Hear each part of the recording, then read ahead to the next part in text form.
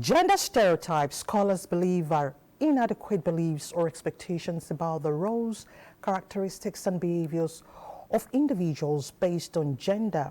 There are several consequences of these beliefs. They limit opportunities and choices, promote inequality and discrimination, reinforce harmful behaviors, and affect mental health as well as self-esteem. On this segment, we will assess impacts and suggest solutions to eliminating these beliefs. And my guest, Olajumoke Adeniyi, our gender advocate and head of operations at SAM Foundation, will speak to us. Olajumoke, thank you so much for joining us on Insights. Thank you very much, Elizabeth. It's really my pleasure to be here today. Thank you so much. Before we limit it to gender issues, how do you perceive stereotyping? Let's begin from there. Well, stereotyping is just like the word, having a biased or one-way mindset. Where I come from, we say everyone sleeps and we all put our heads on one spot, believing that there is just one side to the coin, instead of embracing the different opportunities and the multifaceted aspect of life. How come this has a serious toll on women, especially? Now, in most countries of the world, from the history of the women coming into force, we've always known men to be in the force until later, after the World War II. Then women started coming into the workforce, and there was a bit of resistance. And this resistance has been gradually being broken down a bit, and we still see it. Normally, in most people's culture, the woman is expected to be the one, starting from the family, which is the bedrock of every country. The woman is supposed to be, she has this cultural expectations from her. And so this has transcended into the workplace, into the schools, into every facet of life, not just the low level, every level of the community, especially here in Africa, it's much more pronounced. Although we've seen a lot of interventions, we've seen people trying to ensure that these stereotypes are being changed. We live in a patriarchal society, and sometimes the society has come to have this defense. When you see a woman walk into the room, there is this aspect. Some men have not even been trained to not see her as an object, but see her for who she is and what she has to offer. So we see this in different spheres of life. Although we've started doing a lot of advocacy, we ensure that every woman has a safe space. Every woman is healthy. And what is health? Health is the total well-being, physical, mental, emotional well-being of an individual, not just an absence of disease.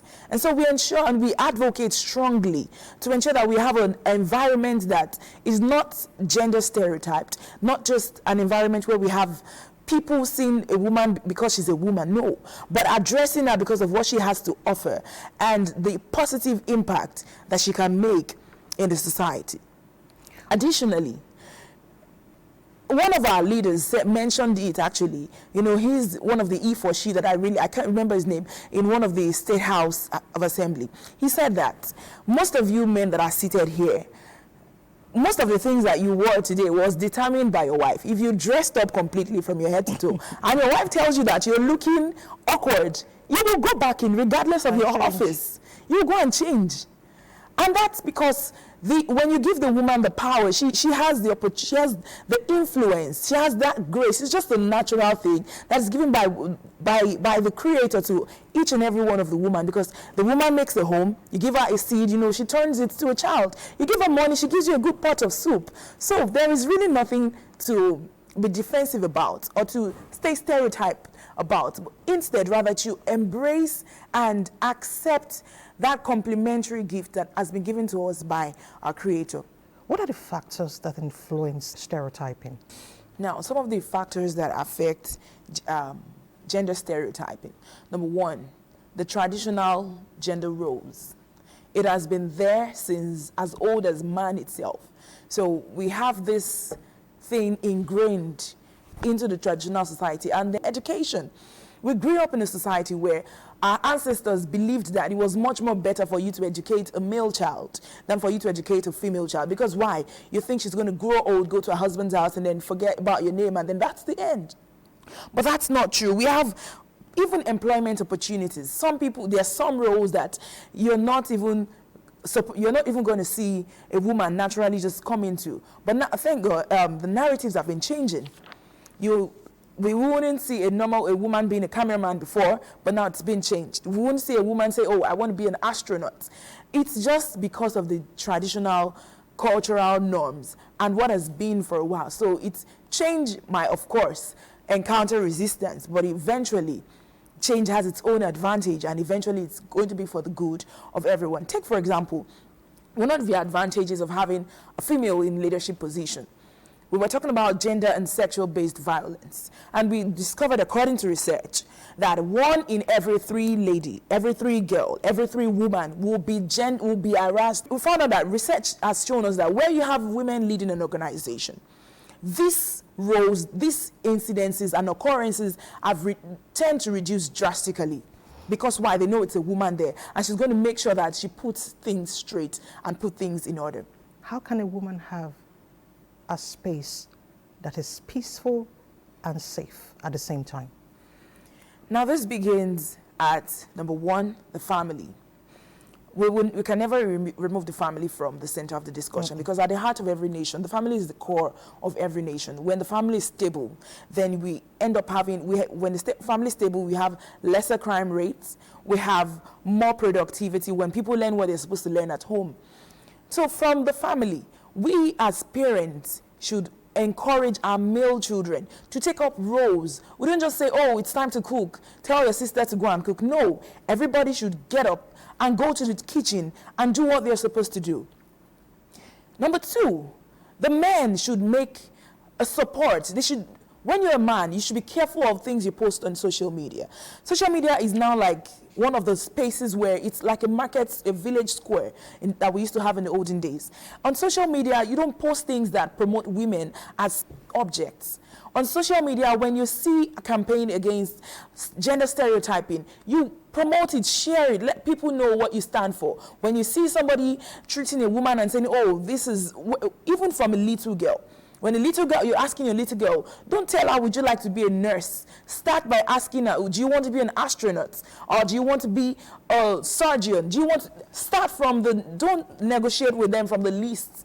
Tell them what they would like to be. Let them know that there is nothing they cannot be, that as long as they make up their mind to be anything, they can be whatever they want to be, and they can be whoever they want to be. Let them see the advantage in themselves, rather than seeing themselves as a weak or a disadvantaged population. No. Change that mindset. Speak to every child, every girl you come in contact. Let them know that you are for them, and let them know that you are with them no matter what challenge they face. If we start this in the family, it goes on to the community. It goes on to the community leaders. It graduates to the different roles and the leadership roles in the offices, the schools. The schools should ensure that there are mentorship platforms. They should not shy away from these topics. We should not have lecturers or male lecturers in universities threatening girls. And thankfully, we have one of these advocacy. I happen to be a mentor of the United Nations Population Fund at the Lagos State University before I came to Abuja. And we have this mentorship platform fully supported with the partnership of the state government to ensure that students had mentors. The students came out, they shared their stories. They talked about, at some point, we even got lecturers, people who were assaulting students. Because we had this committee funded, they were apprehended, they were expelled from the university, they were relieved of their duties instantly. And we discovered a reduction in these situations. So when we have voices, when we have constitutions, we have communities, or we have people that speak against sexual gender-based violence as well as gender stereotyping, we are assured to have a community that supports it, that stands for it, right from the male bike rider up to the male highest leader. Everyone is an advocate against gender stereotyping. What can be done to stop stereotyping? Okay, it's an human instinct. When you walk into a room, when you're accepted, you see the look on the person's face. Mm-hmm. It is normal. It is a natural instinct, and it's not hard to disregard, or it's not hard to decipher. When you're being told, or you see that you have the same qualifications with somebody, and then the both of you have the same qualification, you're applying for something, and probably that person who's not better than you, or who doesn't seem better than you, happens to be the one getting the opportunity, and though they are saying, oh, you're hearing comments like, oh, they are just women, that's how women do. When you start hearing comments like that's how women do, that's an example of stereotype. How many of you fathers or men watching this TV are raising up your daughters to become just somebody you're spending so much on her? We know how much school fees cost here. And you think, are you planning that she's going to end up all that school fees and just sit down in one corner and just end up in the kitchen? No. You want to be proud and say, oh, that's my daughter. And, oh, look at her, that's my daughter. She's making me proud. That's what we want to see in the society. So it starts by making sure you yourself, you are a positive advocate. You speak, you start from yourself. You move on to your circle of friends. You correct them when they say things like that. You stand up when you see somebody trying to make comments like, oh, that's how women do. You tell them, no, you can't afford to talk to a woman like that just because she's a woman. In fact, that is the reason why you should give her the opportunity. After all, you were birthed by a woman. And so you should also respect them and regard them, because I know men don't joke with their mothers. I know that. And that's because mothers are very caring, and God bless their hearts. And secondly, how can we stop this in the society? We can go for campaigns. When you hear about campaigns going on, when they're talking about, oh, stop gender-based violence, when they're talking about stop gender stereotyping, you should share it on your status. Let them know there is more to a woman. We have women now taking the forefront in leadership. We have people, leaders, who are now women, making changes in their different communities. I tell people, the Vice Chancellor of Lagos State, of the University of Lagos, she's a woman.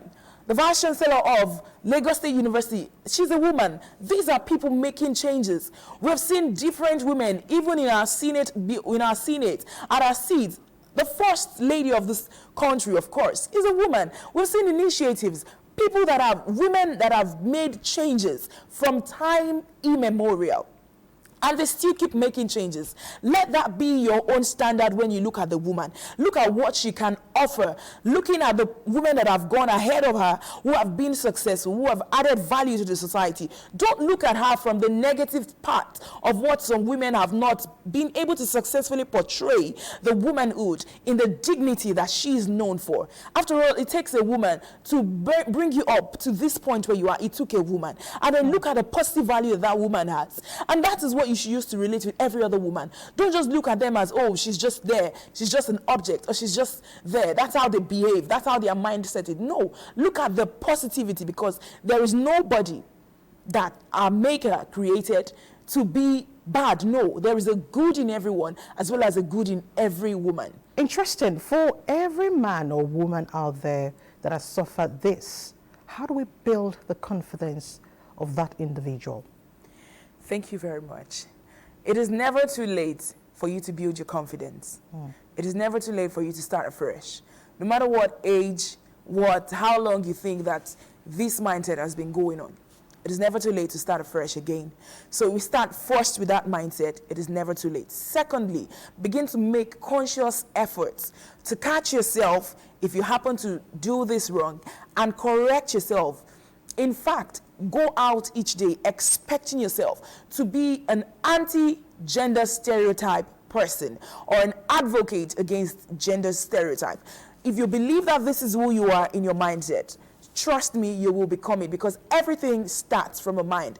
The saying says that as someone thinks in his heart, so he is. So if you think about it and you believe that you are a good person, you see women, or you as a woman, you see yourself as an addition to the society rather than to be a victim of circumstances, that is who you're going to portray yourself to be. If you see yourself as if you're going to be able to achieve anything that you want to achieve, any height of education you want to get, because the power is in education, the power is in you getting knowledge. As the saying goes, knowledge is power.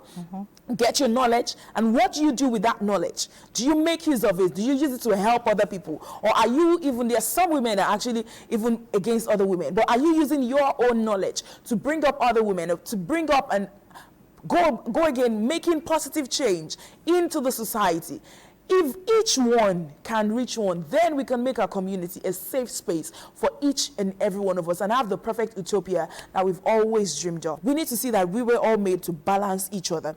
So where the man is getting it, steaming it up, the women are there to bring it down. And there is a balance where everyone is allowed to play their role. Everything is in a proper state of equilibrium where we can get to that perfect utopia that we want. Thank you.